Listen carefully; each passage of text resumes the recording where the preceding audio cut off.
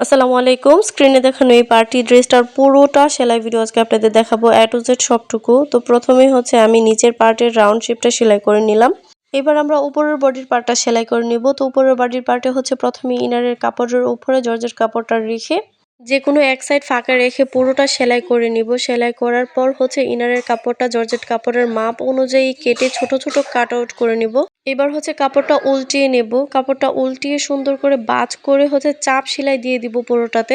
এবার সেম ওয়েতে পেছনের পার্টটাও সেলাই করে নেব। আর পেছনের পার্টে যেহেতু ফিতা ডিজাইন করব তাই মাঝখান থেকে 5 ইঞ্চি করে দুইটা মার্ক করে নিব 8 ইঞ্চি লম্বা। এবার এই 8 ইঞ্চি লম্বাতে হচ্ছে প্রতি 1.5 ইঞ্চি পরে পরে এক একটা মার্ক করে নিব। তো দুই পাশেই মার্ক করা শেষ হয়ে গেলে এবার হচ্ছে আমরা ফিতা কেটে নিব। ফিতাগুলোকে 1.5 ইঞ্চি পরিমাণ কেটে নিব। 1.5 ইঞ্চি পরিমাণ কেটে এক একটা ফিতা 2 ভাঁজ করে সেলাই করে নিব। এবার এটাকে 2 ভাঁজ করে আমরা যেভাবে গ্রাউন্ড জামাতে ট্যাকিং দিই সেভাবেই সেলাই করে নেব। ট্যাকিং এর মতো সেলাই করে নেব। দুইটা সেলাই দেব যেন মজবুত হয়ে থাকে। তো একইভাবে আমি দুই পাশে করে নিব। এবার সামনের এবং পেছনের পার্ট একসাথে জয়েন করে নিব। আমি যেভাবে সেলাইটা দেখিয়েছি এইভাবে যদি সেলাই করেন তাহলে আলাদা করে গলা সেলাই করার কোনো ঝামেলা থাকবে না। একসাথেই গলা সেলাই করা হয়ে যাবে।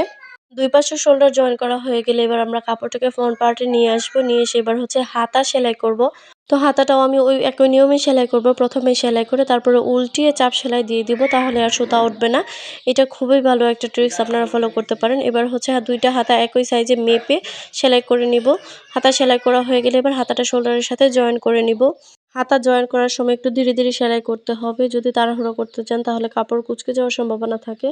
এই তো হাতাটা আমার সেলাই করা হয়ে গেছে। এবার হচ্ছে দুই সাইড জয়েন করে নিব। তো কাপড়টা সঠিকভাবে বডি মেপে তারপরে হচ্ছে জয়েন করব। হাতা এবং বডির জন্য মাপ অনুযায়ী হয় সেটা খেয়াল রাখতে হবে।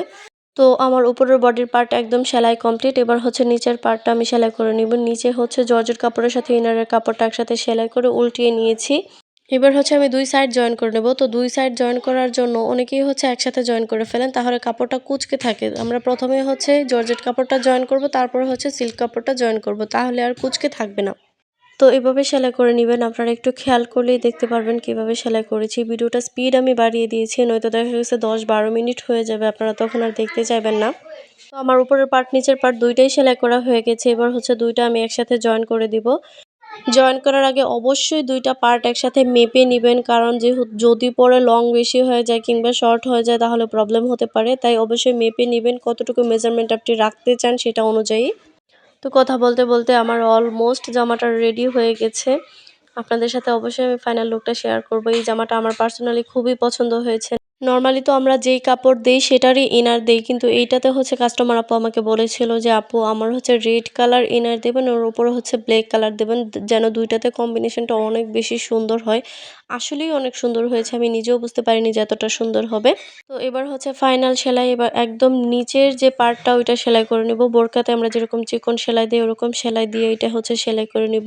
প্রথমে একবার সেলাই করে তারপরে উল্টিয়ে আবার সেলাই করে নিব এটা। তো কথা বলতে বলতে আমার জামাটা রেডি। এবার চলুন আপনাদের সাথে ডলের গায়ে এটা পরিয়ে দেখাই কেমন দেখা যাচ্ছে। ড্রেসটার ফাইনাল লুক অনেক বেশি সুন্দর এসেছে। আর উপরের যে বো ডিজাইনটা এইটা করার সময় আমার ফোনে চার্জ ছিল না, যার কারণে আমি ওইটা শ্যুট করতে পারিনি। ওইটা আমি অন্য কোনো একটা ভিডিওতে আপনাদের দেখিয়ে দেবো ইনশাআল্লাহ। পিছনের ডোরি ডিজাইনটা কতটা সুন্দর হয়েছে দেখুন, অনেকটা লম্বা হয়েছে। আর জামার ঘের প্রায় 360 ইঞ্চি প্লাস, কিন্তু এইখানে খুব একটা বোঝা যাচ্ছে না, অনেক বেশি ঘের হয়েছে জামাটাতে। এই জামাটার কালার হচ্ছে নিচের লাল, উপরে হচ্ছে কালো, যার কারণে এইটার কম্বিনেশনটা এত বেশি সুন্দর আসছে আর এত বেশি গ্লেজ দিচ্ছে। নর্মালি কালোতে কালো কিংবা লালতে লাল দিলে এত বেশি গ্লেজ হয় না। এই হচ্ছে বো ডিজাইনটা, এটা এত বেশি সুন্দর আর ইউনিক হয়েছে। ফাইনালি বক বক করতে করতে আমার ভিডিওটা শেষ হলো। শেষ পর্যন্ত যারা ভিডিওটা দেখেছেন তাদেরকে অসংখ্য ধন্যবাদ, এবং আমার ভিডিওটি যদি ভালো লাগে তাহলে আমার পেজটি ফলো দিয়ে রেখো।